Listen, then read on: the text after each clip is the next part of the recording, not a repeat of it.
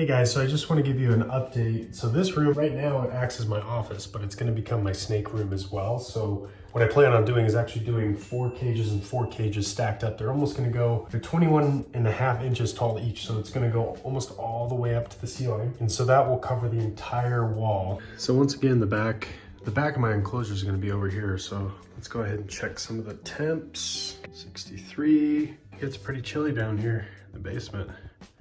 57, actually lower than I had thought. 58 to 62 degrees, which is way too cold. And my enclosure is going to be to the back of this. So what I need to do is get this insulation foam in and then probably find another way to raise the temps in here because I need to get it up to 75 degrees ambient, or I would like to, that's the goal. All right, so what I did here, got a bunch of this Poly Pro, I cut it up, taped it together, made some duct tape handles, and it's gonna go right in here. We want the shiny part faced inward to keep in the heat. This is gonna fit perfect in here. Hopefully that increases temps. I just got a bunch of Reptile Prime. What I'm planning on doing is using this as the substrate for my 8 Dwarf Retic enclosures. I've been doing a ton of research on just naturalistic enclosures. As you all will see, I'm gonna deck out those enclosures with stuff from Universal Rocks and some other places as well. I wanted something that was gonna help mitigate some smell and also be absorbent and keep some humidity within the enclosures. So what I'm actually gonna do with this substrate is I'm gonna go ahead and put it in the freezer, just because I have seen a couple reviews, people having mites and some other kind of bugs in it. So I wanna make sure that we kill off anything that might be in it. All right.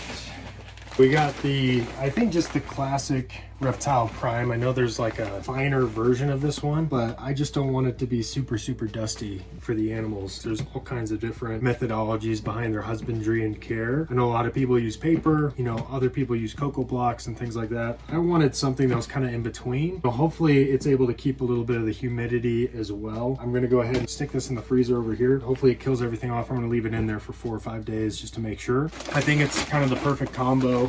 I could be proven wrong and it might not work out. I'm always open to change and seeing what works and what doesn't, because at the end of the day, the most important thing is what's best for the animals. And that's just kind of my philosophy behind my caging, behind the enrichment that I'm going to be putting within my enclosures as well. That's a big component for what I'm trying to do here. Those are stacked up. Cages are here. So we've got our 8 jungle cages built by Mark over at Jungle Cages. They look great. Can't wait to build them out with some of this. So we got all these big ledge pieces down here. What do we got, boys? We got our vines, our rocks, all from Universal Rocks. So we can fill these up with foam, add them to the background. This is the Malawi background, so we can cut this and add it to the back of the enclosures. Look at that, it's kind of a volcano. Yeah, it's kind of like a volcano, huh, bub? That's pretty cool. Got all kinds of ledges, water bowls, stumps. You guys like the rocks? Yeah, we're trying to get them.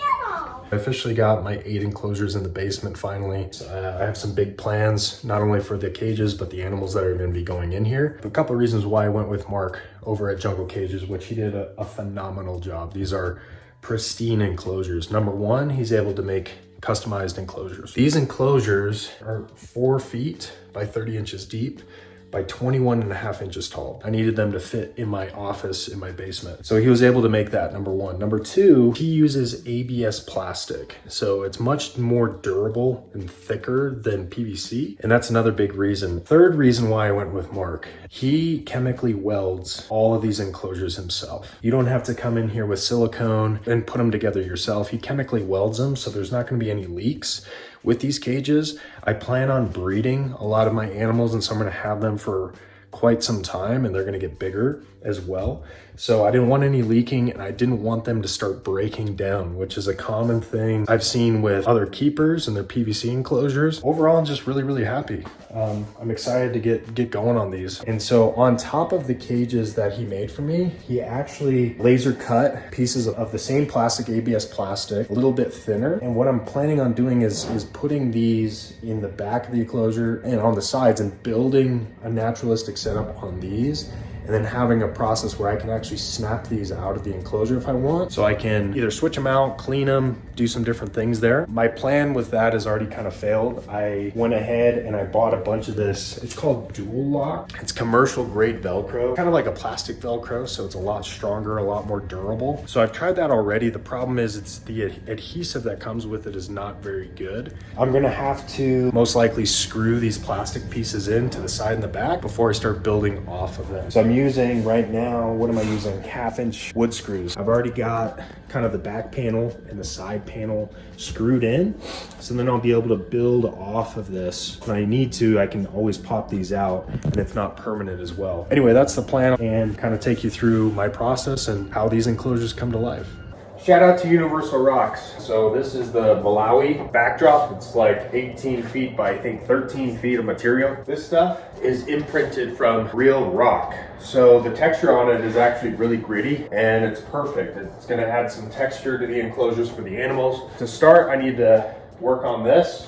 Pull this out, it's super, super heavy. I think it's gonna be able to capture kind of the vision that I have for these enclosures. So let's go ahead and get started on pulling this out. Probably weighs, I think, 150 pounds. So it is not light.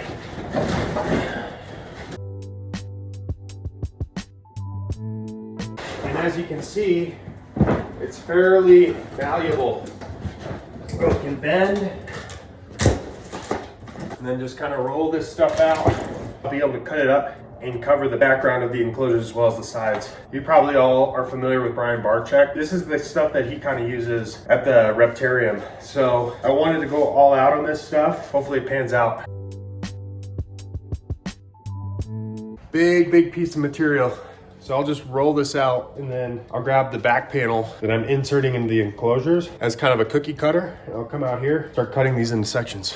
So here's my update so far. Cutting through this universal rock, pretty difficult. So what I would recommend is I've got an industrial knife, serrated knife, and industrial scissors to get through it. It's very texturized, and so what I'm doing is I'm taking, once again, this back panel, and then I'm stepping on it, flattening it out, and then kind of cutting around it. If it's really gritty, it's almost like sandpaper. So the nice thing about that is, once again, is I'm looking for texture, I'm looking for enrichment for my animals. And so it's going really, really well so far. Just got to get the rest of these cut out, and then we'll be rocking and rolling.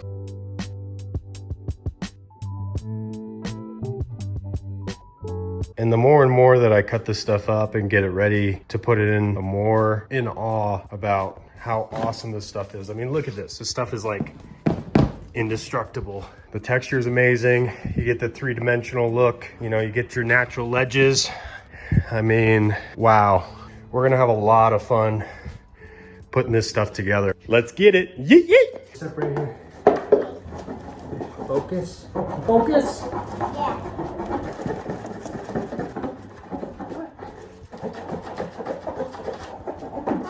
Woo! Finally. Can I do Gonna put it in the pile? Yeah. Woo! All right, so we officially got all our pieces cut out. Took a few hours, definitely worn out. And now we're gonna go and we're gonna drill our back panels, right? And the side panels into the enclosure.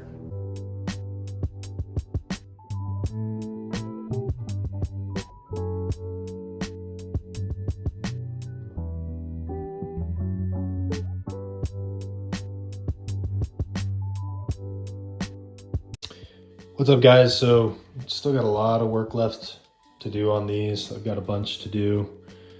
Just cutting the universal rock background itself took forever. All right, so we have all the side paneling done. As you can see, it doesn't look pretty right now, but what we plan on doing is putting some foam in to fill up the cracks. And what you can do is you can fill up all these cracks, and then down here, Yep. You can almost see this opening, right? Yeah. And so That's really good. and so with this opening, you can fill this up with insulation foam, and then you can carve this out.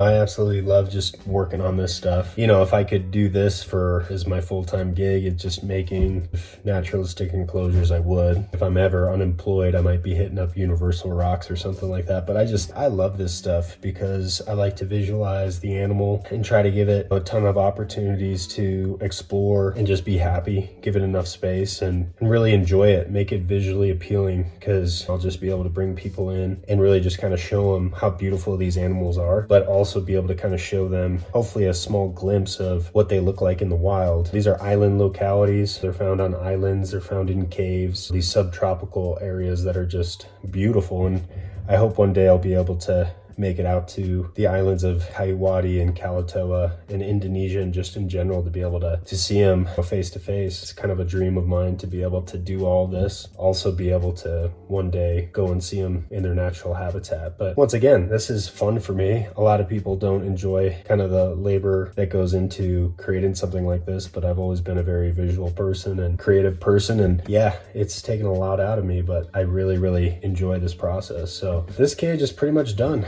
as far as foamed out. So all we have to do now is wait about 24 to 36 hours for it to dry. Let's keep going. What's up, guys? So we're going to move on to stage, I don't even know what stage, whatever stage we're on. Quick recap of where we're at. So we just put all the foam in, filled up all the cracks. These are screwed in as far as the ledges go, and then I filled them up with foam and then went through and filled all the other cracks up in the cage with the foam as well. I'm using great stuff. You can find this at your local hardware store, Lowe's, Home Depot. I think it's about 10 bucks a can. Because I use so many ledges and things like that, I think I've used 3 or 4 cans for this enclosure. This is a 4-foot enclosure, so decent size. You probably realistically only need 2 or 3 cans per enclosure. This is all dried. The next stage is to remove the surface layer of this foam. So this foam is very bubbly, it's very smooth. You can't really put anything on top of it that's gonna stick. So in order to prep the foam for silicone, you want to remove that top layer. Now some people use knives, some people use spoons. I personally like to move a little bit quicker. So what I like to use is I actually use this wire brush. Now you can find this as well at Home Depot, you know, in your power tool section. It's just a great tool for taking that surface layer off and making everything even and look really good. You can get bigger ones as well. I've found that the bigger ones don't typically work as well as kind of a smaller, more detailed brush. Not as fast, but you're able to get into some of the creases and things like that. And even though I'm not a fan of masks, I highly recommend you wear a mask during this portion, otherwise it's going to get into your lungs, into your nose, mouth. It kind of gets everywhere. And have a shop vac ready to go as well as you kind of move through this, because you're going to want to kind of suck up as you go. Let's get to it. Now I will add, the cool thing about this foam is you can really carve it out how you want. As you can see, there's a lot of excess foam that I'm kind of just taking out and kind of molding and carving as I go. But the cool thing about this, once you add silicone and the correction paint, you can really get it to match and add more rock-like features or curvatures or textures into your background, which is really fun. So just things to keep in mind. It looks ugly right now, but once we're done kind of removing all the excess foam, we're gonna make this look really good.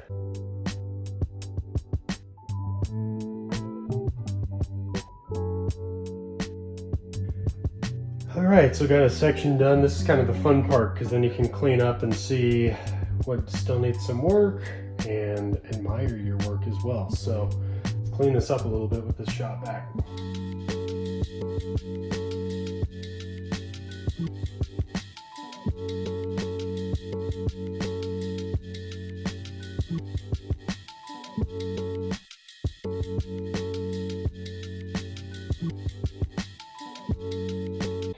man, at this point, just got to get these done. We've got animals coming in 4 or 5 days, so got to pick up the tempo, get these done, get them silicone, painted, ready to rip. No more messing around, no more playing around. Just time to put the work in, put the hours in. I see why a lot of people don't want to do these kind of enclosures, because they take a long time. But at the end of the day, it's going to be 1,000% worth it, because I'll be able to save some money on zoo passes.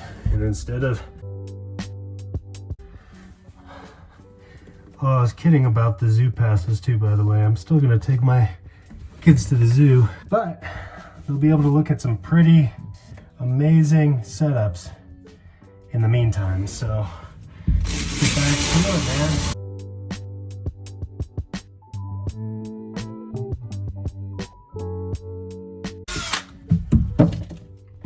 That happens sometimes.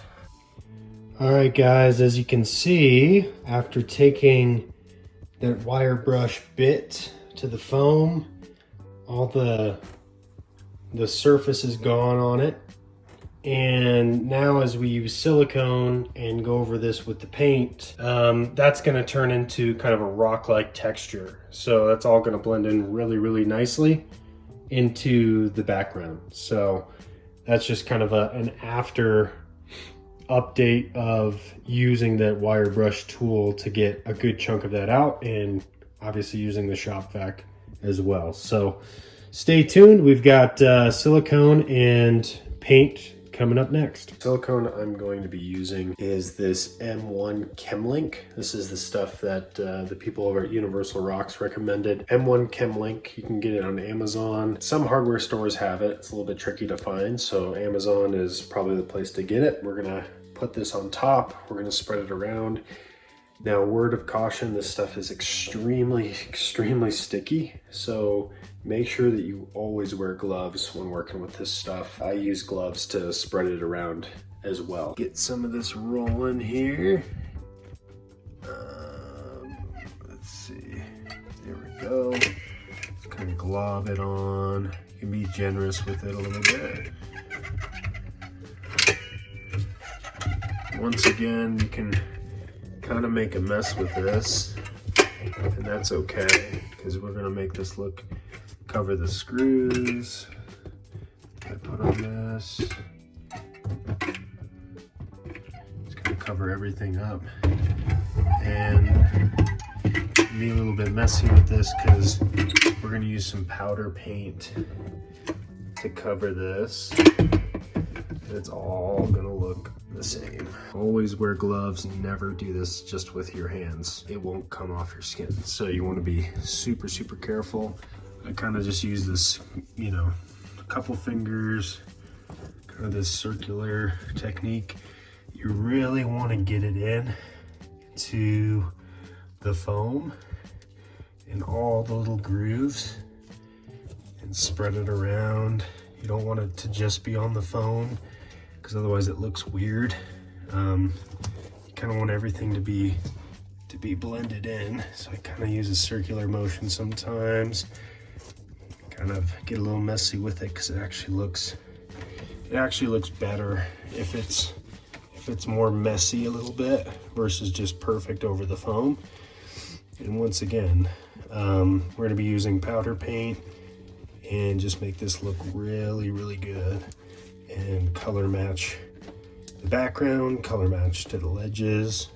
Once again, I kind of go above and beyond. I'm a little bit of a perfectionist, but I just want things to look cool. I want my snakes to have the textures and enrichment to enjoy their enclosures, and I want to be able to bring a little piece of the wild into my house and be able to see or visualize my animals in the wild, and be able to help educate people on where these animals come from is important to me. So, and this is kind of the process. It's tedious, but I'll show you how we're gonna make this look really good with the powder paint after. Okay, now that we've laid some silicone on top of the foam, we want to be able to kind of color match and get that foam up to speed when it comes to the textures and colors that we're going for. So I have some of the dark powder paint from Universal Rocks to color match. They have a yellow and tan that I've kind of mixed together too. Get some of those natural looks. And you want to use the brush to create some of that texture. So I'll show you kind of how you dab it into the silicone to match it up.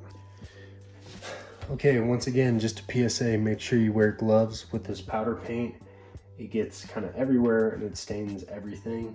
So just be careful to use these gloves. So kind of my process, what I like to do is I take this paintbrush, I dab it in here, and I kind of throw it into the silicone, and I use the paintbrush to kind of create some of that rock-like texture. Then I'll take some of this dark color, I'll add some of that in there, and then I'll just kind of rinse and repeat until I can't see any of the silicone anymore. And once again, you can play with the colors a little bit. You can have kind of a dark spot if you want.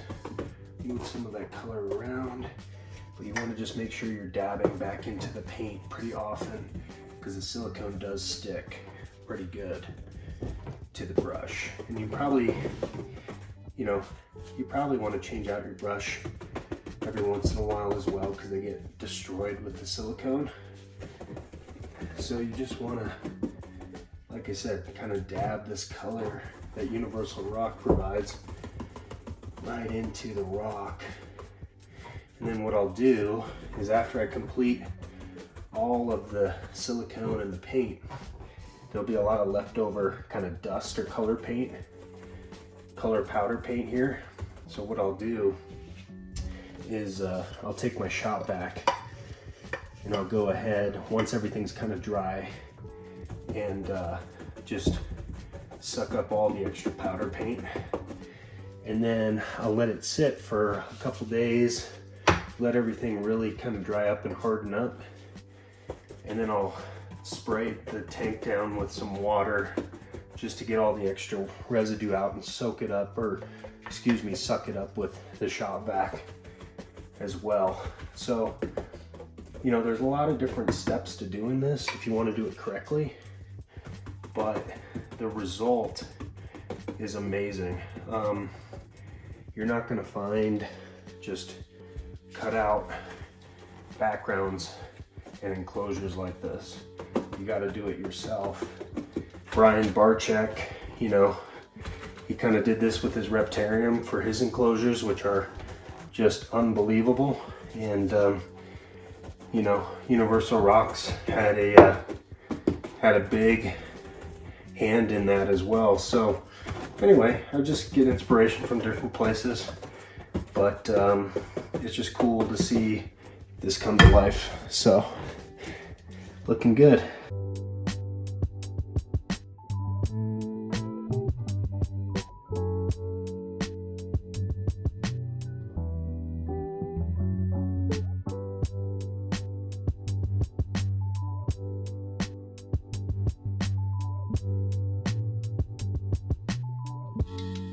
All right, guys, so in essence, this one is pretty much done. I'm just going to use the shop vac to get up any extra dust that may be just lingering in this enclosure. I'll spray it down with some water and suck that out as well, let it dry, and then it will be ready to go. Get my glass up, get my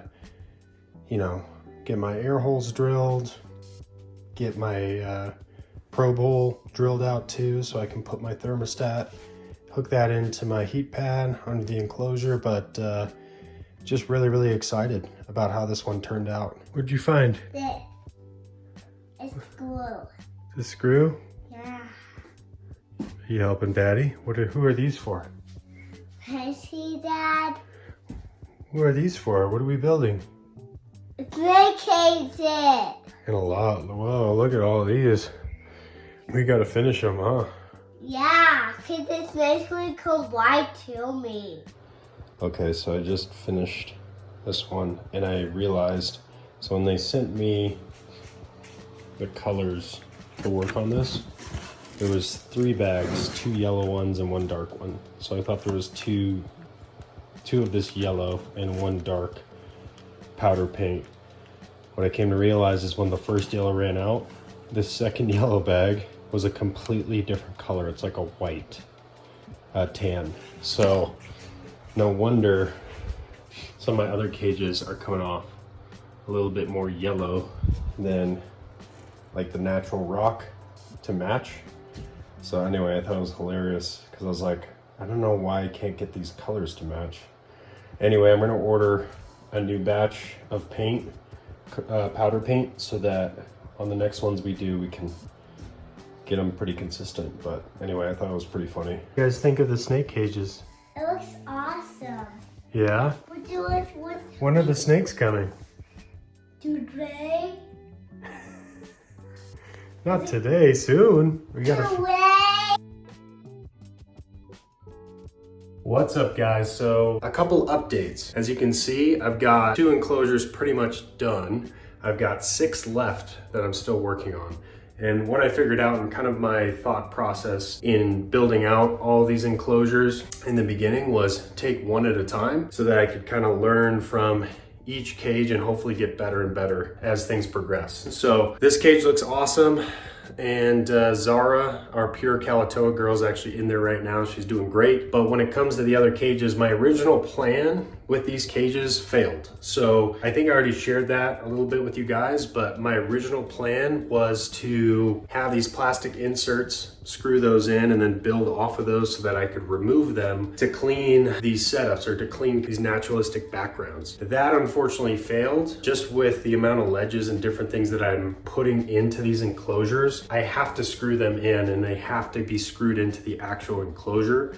So there's not really any way that I'm gonna be able to remove the backgrounds, which kind of is a downer, I guess. But ultimately I learned from that, and really what those plastic inserts have done, because I screwed those in first, it's given me more material to screw into and add more security to when I'm attaching the background and the ledges as well. So I'll give you guys a quick little update on the other 6. And to be honest with you guys, it's been pretty labor intensive. These enclosures, been working on these for probably 3 or 4 weeks now. And I would say each enclosure probably takes me, I don't know, I would say between every part of the process between 5 to 10 hours of my time. Do that times 8 cages and it's a lot of time. This stuff is absolutely amazing. I cannot recommend it enough. It's been 100% worth it. And I don't think I'll ever do anything outside of this. You know, when it comes to getting tubs or doing a rack system, I'll probably have racks for our babies and some of the holdbacks, bigger racks, but you know, I'd really like to upgrade the animals that are going in here in a few years to bigger enclosures and keep these, and maybe even get a few more of these as the collection continues to grow. So I've kind of skipped ahead in the process because I'm just trying to get them done at this point, make them look really good, but appreciate you guys. Let's get back to it.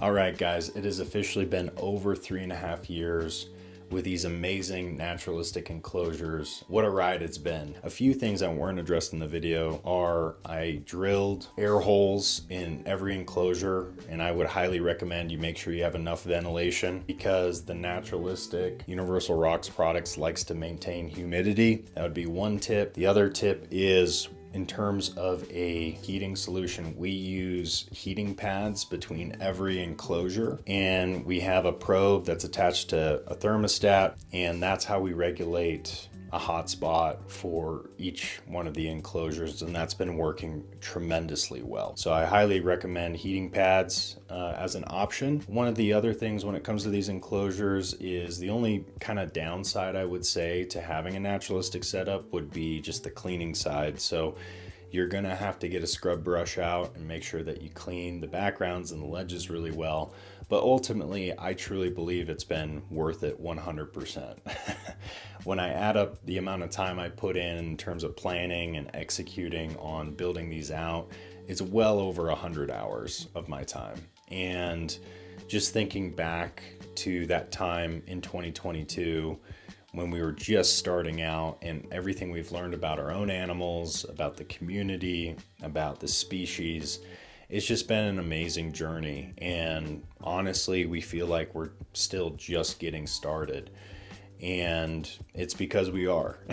I just want to shout out and thank some of the people and some of the places where I found inspiration as a young boy, and that was from Steve Irwin, Animal Planet, Discovery Channel, National Geographic. Those networks and those individuals were what really inspired me and ignited that passion inside me for animals, for reptiles specifically. Now to be able to share this journey with my kids is really a full circle moment. And so I'm just grateful to be in the space and to be a part of it. And for our Coiled crew, to everybody that has sent us love and messages of support and appreciation, we greatly appreciate that, and we love you for that. Like I mentioned before, we're really just getting started. We're coming up hopefully on our first breeding season this year. And really what our goal is to focus on quality, number one, in every aspect of keeping these amazing animals, but number two, to inspire other people to really think outside the box and to really get creative and to build something that's unique to you and to your family. And I think that's really what we've found throughout this journey. And so I'm grateful for that. We're looking forward to the future. Once again, we love you, Coiled crew. Thank you for everything. And hopefully this inspires somebody somewhere out there to build naturalistic enclosures.